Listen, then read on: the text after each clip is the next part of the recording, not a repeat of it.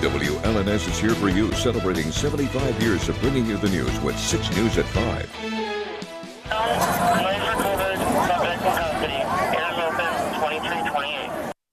That's new video just released by the East Lansing Police Department of an arrest made during move-in weekend.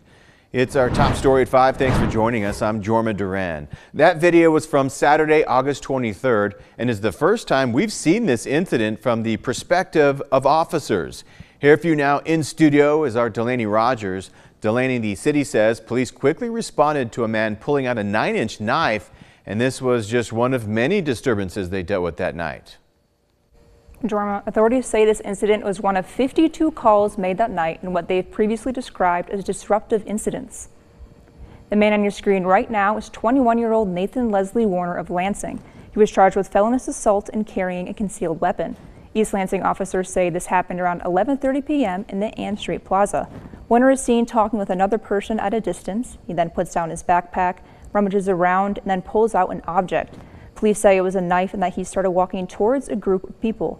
Officers are seen responding quickly. The city says officers told him to drop the knife and to get on the ground. Instead, he walked backwards, setting down the knife in reach, and did not get on the ground. That's when officers used a taser on Warner, sending him to the ground. The current case against Warner is unclear. The city says charges were adjudicated yesterday in district court and have been made non-public. A sentencing date has also not been scheduled. This restricts what information lawyers and prosecutors can publicly share. 6 News has reached out to the Ingham County Prosecutor's Office for more details and why the case is now non-public. Coming up at 6, we hear from a local attorney who walks us through the actions we've seen on camera. Back to you. Delaney, thank you very much. The man suspected of murdering Charlie Kirk is off the streets. We're learning more tonight about how he was caught and his mindset. Andres Gutierrez is here for you now with the latest of this developing investigation. Good morning, ladies and gentlemen. We got him. Authorities took this man, 22-year-old Tyler Robinson, into custody late Thursday. Sources tell CBS News Robinson's father saw the photos released by authorities and confronted his son. The father then reached out to a youth pastor close with the family who contacted the U.S. Marshals. Investigators interviewed a family member of Robinson who stated that Robinson had become more political in recent years. Investigators believe Robinson acted alone when he fired a single shot. Video from the FBI shows what appears to be Robinson jumping off a rooftop at Utah Valley University after the shooting. President Trump announced the arrest on Fox News and called for Robinson to face the ultimate punishment. I hope he gets the death penalty. What he did, Charlie Kirk was the finest person. He didn't deserve this. Kirk's murder drew bipartisan condemnation and calls to tone down the rhetoric often blamed for political violence. This is our moment. Do we escalate or do we find an off-ramp? Authorities did not speak to a motive, but say bullet casings recovered from the rifle believed to have been the murder weapon could shed light on Robinson's thinking. One was engraved with "Hey Fascist, Catch." Robinson is being held without bail. The Utah County Attorney's Office says it will file formal charges next week. Andres Gutierrez, CBS News, Orem, Utah. Political violence can come in many forms and took place right here in Michigan. Lieutenant Governor Garland Gilchrist and his family are still processing through a credible bomb threat made to his home. It happened yesterday. He says he's thankful for law enforcement responding and clearing the threat. He spoke about his experience with Capitol correspondent Tim Skubic on Off the Record. This is ridiculous that, this is part of the life of public service, that this is where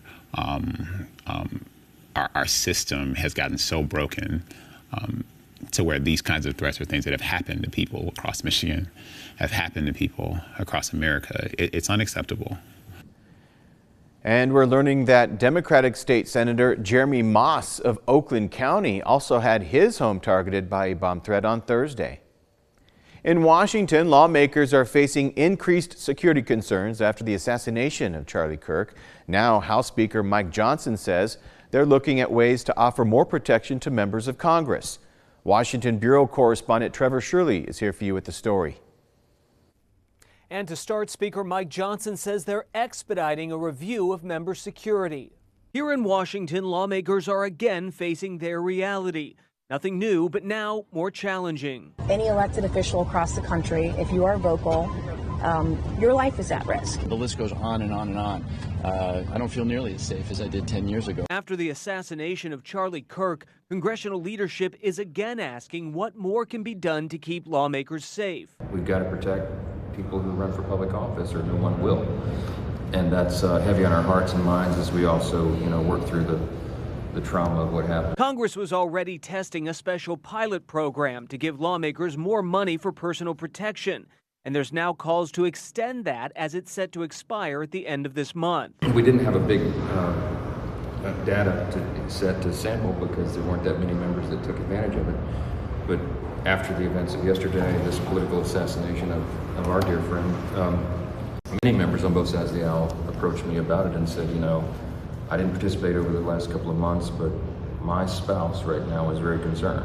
My family is very concerned. Most members of Congress don't get full-time security details, only leadership and select members based on risk assessments.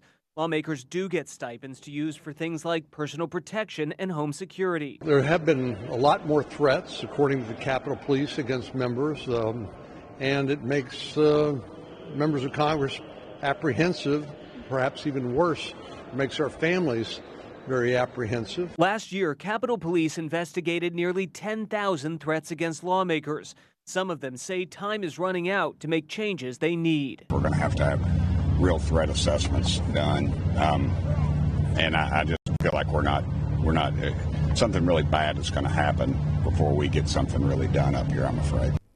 Capitol Police acknowledged they're working in a heightened security environment, but beyond that couldn't comment on any specific changes that have been put in place. Reporting in Washington, I'm Trevor Shirley. From Storm Tracker 6, this is Weather First, sponsored by Auto Owners Insurance. Simple human sense. This weekend promises to bring a little inclement weather on Saturday, but it's not a washout, and part of the weekend looks absolutely fabulous.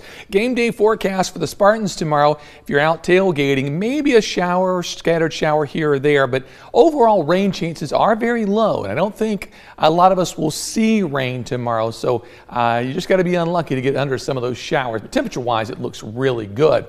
If you're thinking about maybe heading up north, of course, it's fall foliage season across portions of the state.